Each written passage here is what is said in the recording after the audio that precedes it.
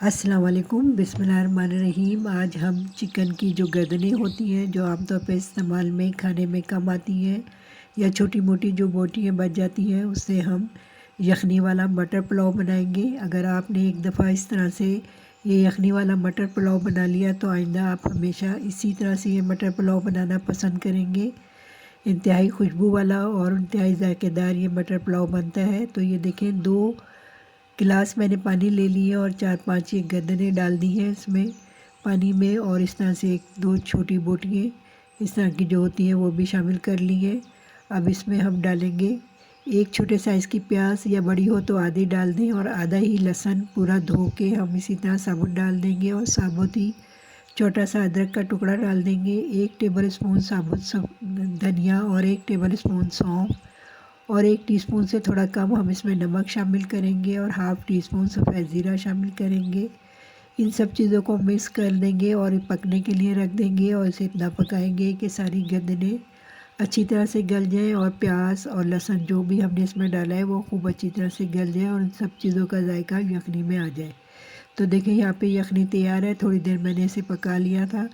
तो अब हम क्या करेंगे कि सबसे पहले इसमें से जो भी बोटियाँ और गर्दनें हैं चिकन की वो अलग कर लेंगे, और जो प्याज के पीस हैं और जो लहसुन था साबुत, इन सब चीज़ों को हम निकाल लेंगे, क्योंकि यखनी को हमने छानना है, क्योंकि सौंफ और धनिया हमें इसमें से निकालना है।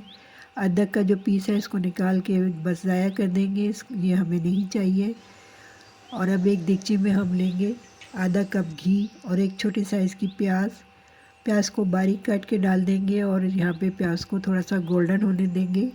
और कुछ इसमें डालेंगे उससे पहले साबुत मसाले, 1 दालचीनी का टुकड़ा जिसके मैंने टुकड़े कर लिए हैं, 1 बादियान के 2 फूल, 1 बड़ी इलायची और एक तेज़पत्ता, और हाफ़ टी स्पून इसमें डाला है मैंने सफ़ेद ज़ीरा। और अब इन सब चीज़ों को डाल के यहाँ पे थोड़ा सा फ्राई करेंगे ताकि सारे साबुत गरम मसालों की खुशबू खूब अच्छी तरह से घी में रच बच जाए। तो जब देखें प्याज थोड़ी सी गोल्डन होने लगी है तो अब इसमें हम शामिल करेंगे लहसुन, जो हमने यखनी में से निकाला था उसका डंठल निकाल लेंगे, और जो लहसुन इसमें से निकला है इसको इसी में मैश कर देंगे। अब यहाँ पे देखें प्याज ज़्यादा ब्राउन ना हो जाए तो हम थोड़ी सी यखनी शामिल कर लेते हैं ताकि प्याज का मज़ीद ब्राउन होने का अमल यहाँ पे रुक सके। अब इस लहसुन को यहाँ मैश कर लेंगे जो कि हमने यखनी में से निकाल के डाला था। अब 1 टीस्पून लहसुन का पेस्ट और 1 टीस्पून अदरक का पेस्ट शामिल करेंगे।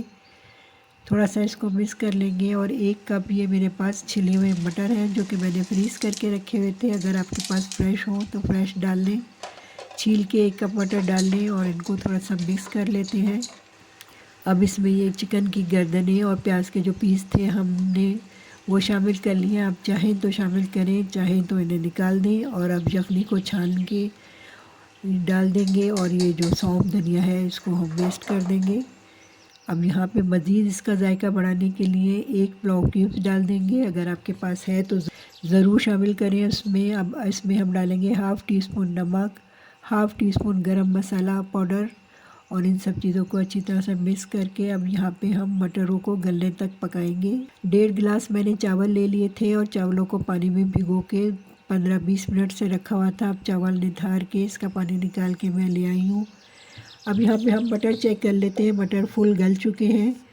अब इसमें हम ये चावल शामिल करेंगे और इसको हम अच्छी तरह से मिक्स कर देंगे। अब 1.5 गिलास चावल है तो 2.5 गिलास यखनी यहाँ पे होनी चाहिए, तो यखनी कम है तो 1 गिलास पानी शामिल करके मैं 2.5 गिलास यखनी को पूरा करूँगी। आप किसी भी कप से, किसी भी प्याले से, अपने घर के किसी भी बर्तन से नाप रहे हैं तो जितने 2 कप अगर आप चावल ले रहे हैं तो इसमें 3 कप पानी होना चाहिए। अगर यखनी कम है तो फिर पानी डाल के उस हिसाब को पूरा करें।